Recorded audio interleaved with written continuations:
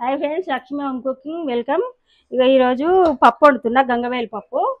ఇక ఇది గంగవేలు, ఇక పచ్చిమిర్చి, ఇక కొత్తిమీర, కరివేపాకు, ఇది మామిడికాయ వేసి వండుతున్నా. కొంచెం పచ్చిమిర్చి, కొంచెము ఎర్రకారం రెండు కలిపి వండుతున్నా.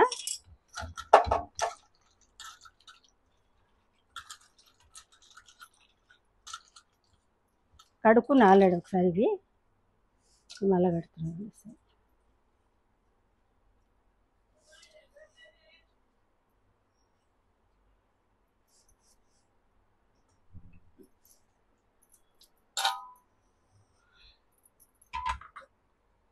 కొన్ని నీళ్ళు వస్తాను,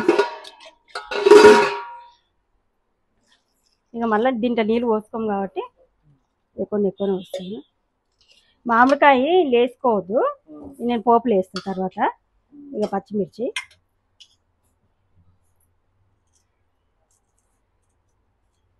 మొత్తం పచ్చిమిర్చి కాకుండా సగము ఎర్రకారం సగం పచ్చిమిర్చి వేసుకుంటే బాగుంటుంది. మొత్తం ఎర్రకారం వేసుకొని చేసుకుంటే కూడా బాగుంటుంది.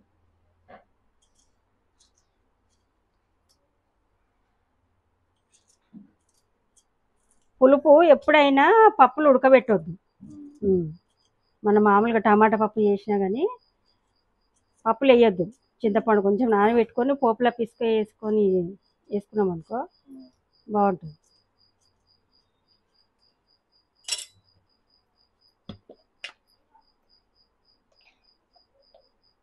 ఎందుకంటే ఇది పుల్లగా ఉంది చాలా మామిడికాయ. ఒక చెంచా,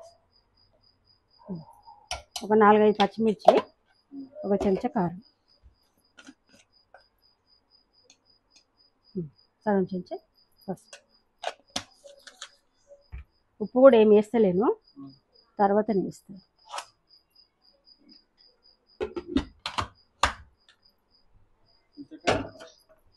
ఇది ఒక 4 విజిల్ వచ్చిందనుకో పప్పు ఉడికిపోతుంది ఫ్రెండ్స్. 4 విజిల్ అయిన తర్వాత పప్పు ఉడికిపోతుంది. పప్పు దించిని ఈ నేను మళ్ళీ పోపు వేసేది చూపిస్తా. ఆన్ చేస్తా.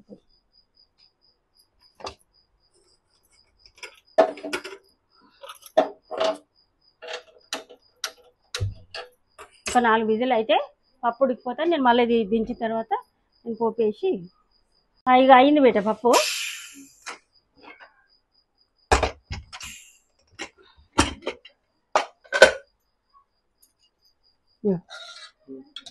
దీని ఏం రుబ్బొద్దు, ఇట్లనే ఉంటుంది. పోపు పెడుతున్నా.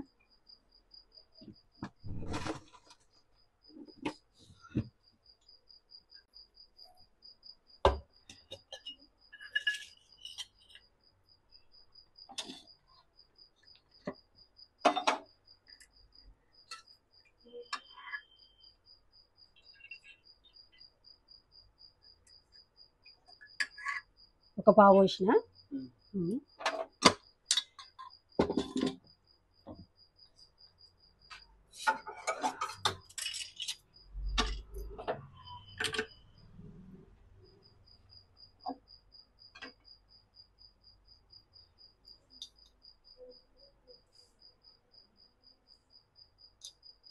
ఇంకో పోపు దించింది.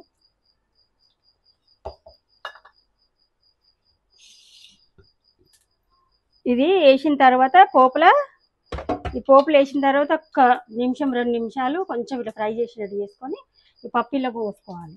కొంచెం వేడి చేసి దించేస్తే అయిపోతుంది. ఇగో వెండిమిర్చి, ఒక 4-5 వెండిమిర్చి, కొంచెం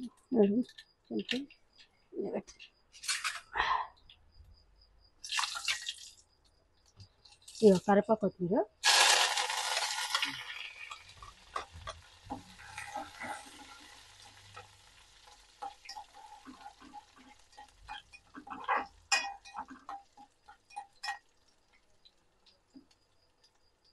ఇగో మామిడికాయ వేస్తున్నాను. కొంచెం ఒక 2 నిమిషాలు ఇలా మగ్గిన తర్వాత పప్పిని వేసుకుంటే అయిపోతుంది.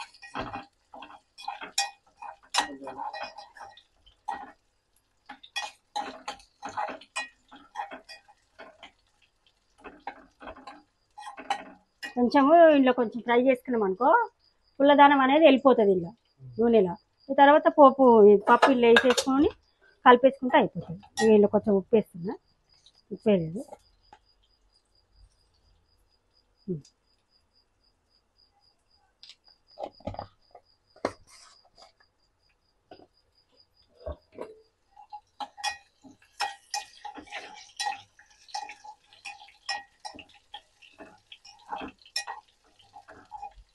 ఎప్పుడు కానీ మామిడికాయ అయినా చింతపండు అయినా పప్పులు వేసి ఉడకబెట్టుకున్నాం అనుకో పప్పు ఉడకదు. ఎప్పుడే కానీ పోపులు వేసుకోవాలి. పాలకూర పప్పు వండిన పోపులు వేసుకుంటే చింతపండు నానబెట్టుకొని దగ్గర ఉంచుకొని బాగుంటుంది పప్పు.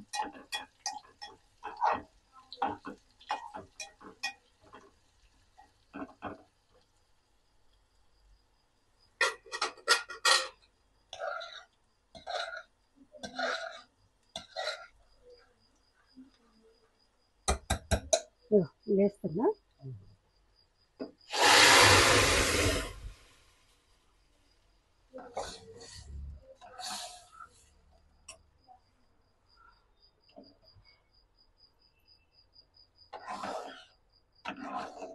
కొంచెం ఇట్లా కొత్త కాగానే బంద్ చేస్తాయి కొంచెం 2 నిమిషాలు.